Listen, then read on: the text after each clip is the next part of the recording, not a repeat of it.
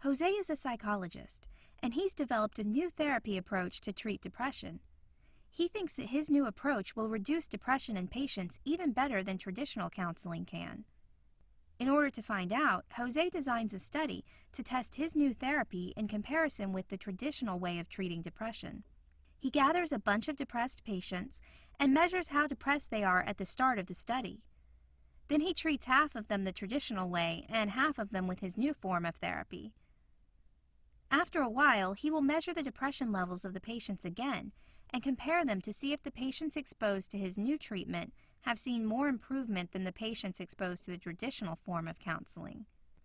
The purpose of Jose's study is to say that his new treatment causes more improvement in depressed patients than traditional treatment. But what if the patients who get his treatment improve because they were going to improve anyway? What if they are better because they got a new job or found a new special someone? Conversely, what if the people who got the traditional treatment did not improve because they got fired or went through a divorce? In order to say that it is the treatment and only the treatment that caused the improvement, Jose's study must have high internal validity, or the extent to which the researcher can prove that only the independent variable caused changes in the dependent variable. The first step to making sure that a study has high internal validity is to recognize the common threats to internal validity. Let's go through 3 of the major threats: history, mortality, and instrumentation. Imagine that Jose treats the subjects who are getting his new treatment in August of 2001, and the subjects getting the traditional treatment during September of 2001. On the last day of each month, he measures his patient's depression to see how much they have improved. On August 31st, he measures the patients who got his new treatment, and overall they improved quite a bit. But then, on September 31st, he measures the patients who received the traditional treatment, and their depression seems even worse than it was at the beginning of September. On paper, that looks pretty good. Jose has evidence that his treatment causes improvement, while the traditional treatment seems to cause depression to become worse. But when we look closer, we discover that something happened during the traditional treatment month. September 11th, 2001 falls right in the middle of that month. Jose is looking at the internal validity threat of history, which happens when something major occurs in the middle of the study that affects only one group. If he had measured everyone in September, it wouldn't have mattered because any depression caused by the terrorist attacks on September 11th would have been spread out among both conditions. But because the attacks happened after he'd already measured the group getting his new treatment, they weren't affected by it.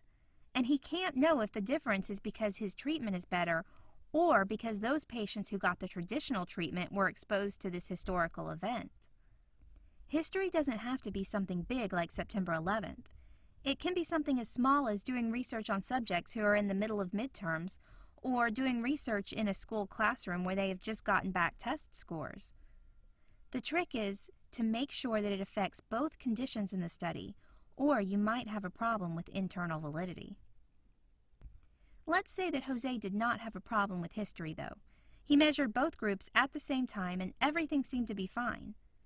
But when he goes to measure everyone's depression at the end of the study, he discovers something alarming. Almost half of the people in the group that got his new treatment have dropped out.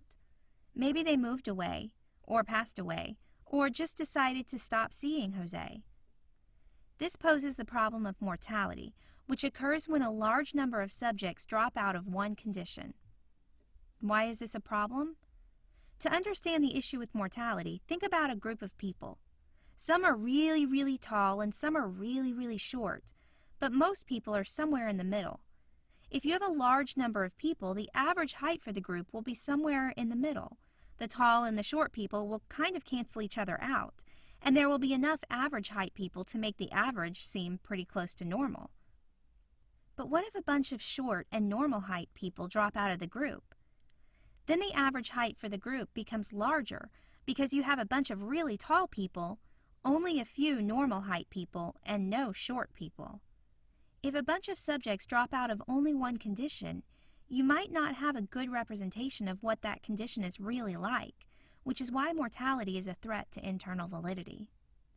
History and mortality aren't things that Jose can really control.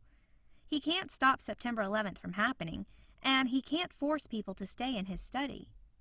But there is one threat to internal validity that rests solely on Jose's shoulders, that of instrumentation. Imagine that at the end of his study, Jose goes to measure the depression levels of the subjects. He pulls out a questionnaire and gives it to each person, asking them to rate how depressed they feel. For the group that got his treatment, he tells them to think about how much better they feel now than they did at the beginning of treatment. For the other group, he tells them to think about how depressed they feel. These seem like subtle differences in instructions, but they can have a large impact. Someone might be pretty depressed, but compared to how they felt before, they might mark themselves as feeling a lot better. There's no way that Jose can know if the treatment is causing the decrease in depression or if it's because he has used different instrumentation methods for each group. To make sure that he doesn't end up with instrumentation as a threat to internal validity, Jose should make sure that he's using the same questionnaire and giving the same instructions under the same conditions for both groups. Internal validity is the extent to which an experimenter can say that only the independent variable caused the changes in the dependent variable. There are several major threats to internal validity. 3 common ones are history, mortality, and instrumentation.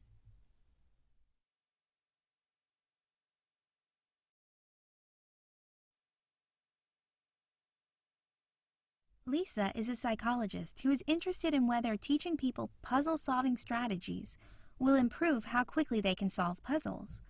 For example, she wonders if she teaches people to systematically try different solutions while trying to solve a puzzle, will they be able to solve puzzles faster than if they weren't taught that strategy? Lisa's goal is to show that teaching puzzle-solving strategies, her independent variable, will result in faster puzzle-solving times, her dependent variable. But what if someone becomes faster at solving puzzles for a reason other than her strategy teaching session?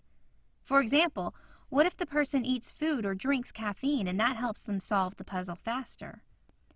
Internal validity is the extent to which a researcher can say that only the independent variable caused changes in the dependent variable.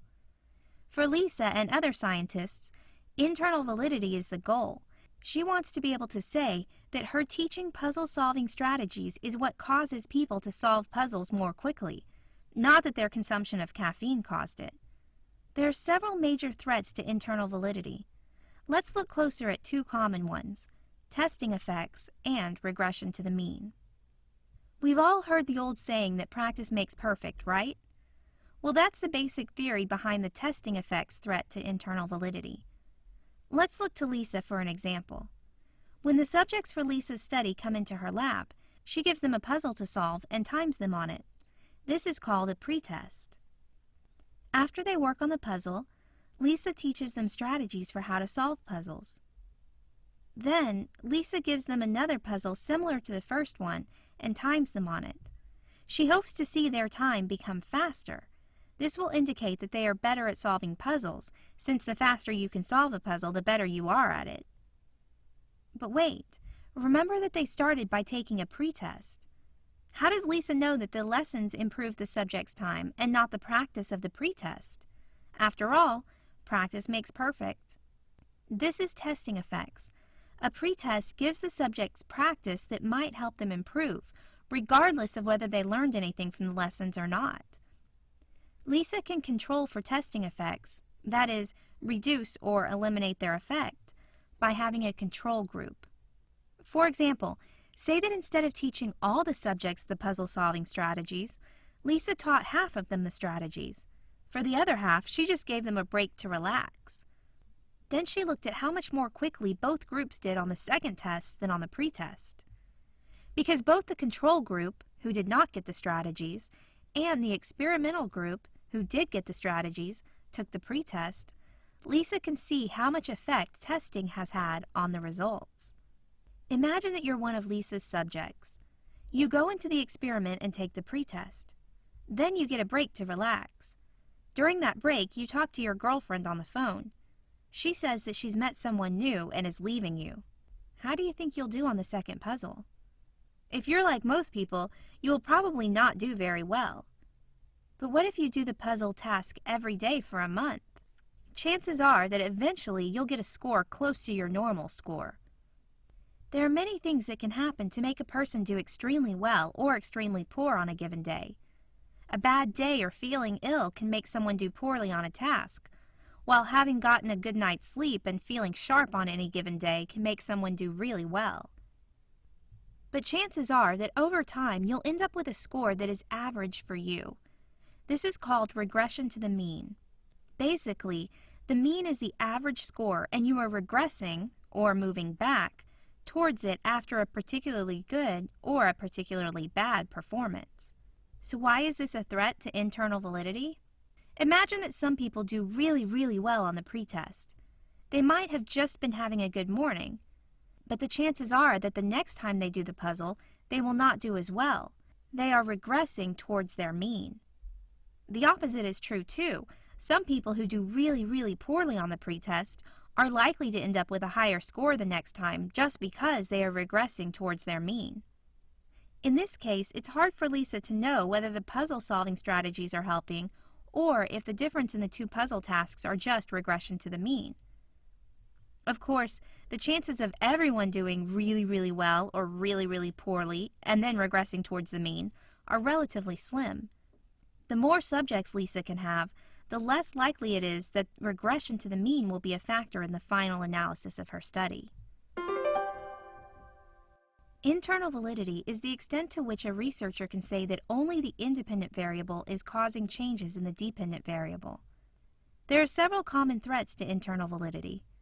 Two major threats are testing effects, when taking a pretest automatically makes a person better at the task, and regression to the mean, when someone does really well or really poorly and then moves closer to their average on the next task.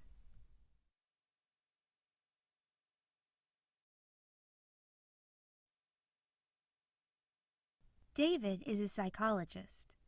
He believes that eating breakfast makes students smarter. In particular, he thinks that if elementary school children eat a healthy breakfast every day, they will pay attention more in class and will become better readers. To test his theory, David goes to a local elementary school and gives a reading test to Mrs. Pringle's second grade class.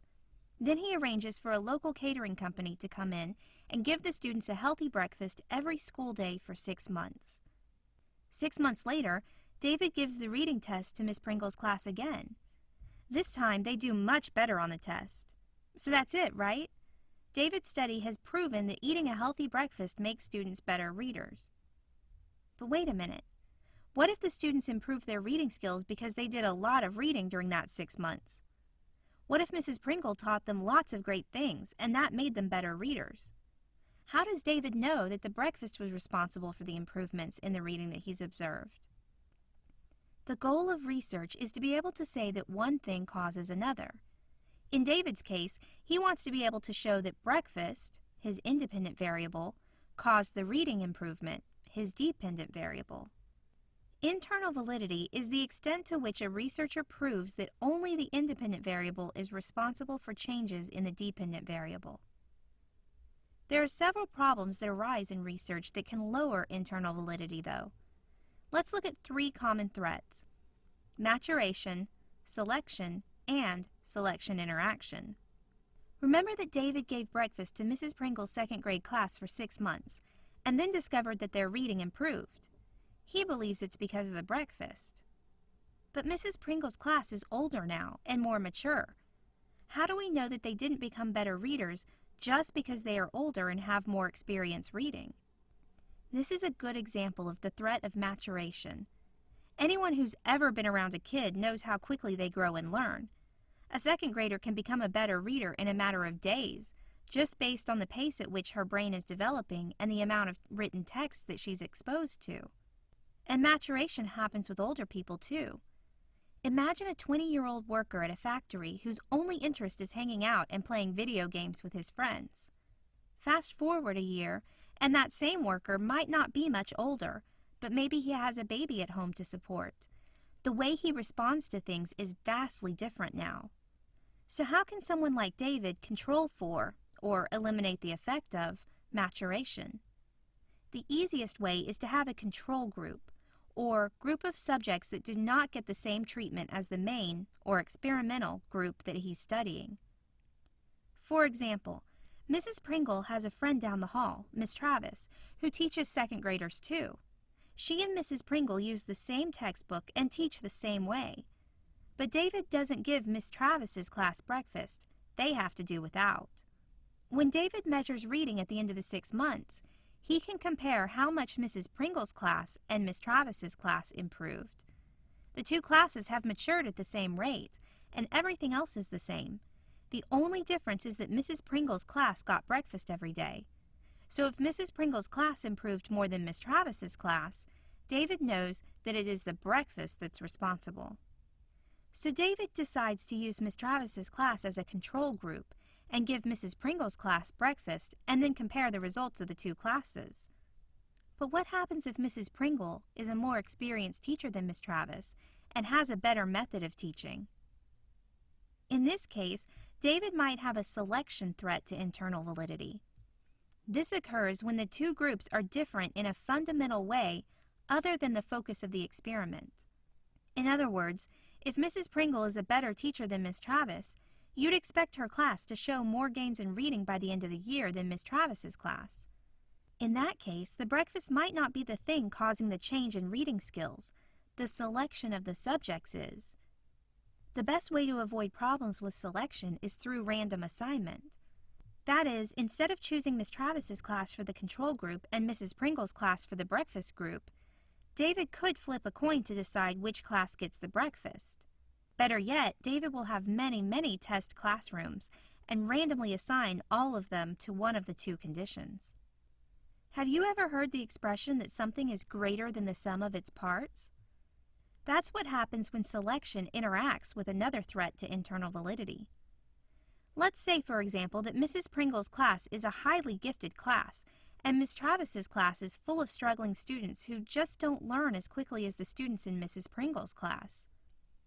In this case, Miss Travis's class is academically maturing at a slower rate than Mrs. Pringle's class.